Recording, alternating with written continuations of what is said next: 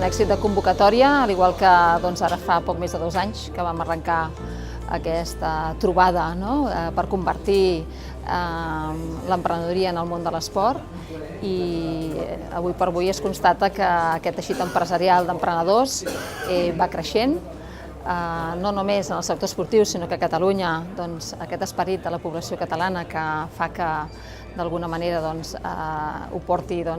dintre de la seva sang vagi evolucionant i vagi creixent com a sector. INDESAP es un evento clave para el ecosistema local, es un evento que trae varios componentes del ecosistema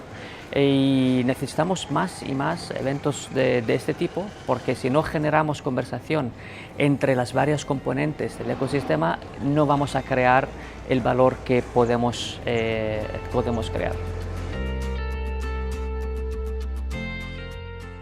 És molt important que ens hagueu pogut convidar a unes jornades d'aquest tipus perquè ens relaciona directament amb els emprenedors, amb aquelles persones que han de desenvolupar tecnologia, que han de desenvolupar nous procediments, nous protocols que ens ajudin a nosaltres a millorar el nostre dia a dia. El meu gran consell és forma l'equip el abans que puguis. Primer tingues clar quin és el model de negoci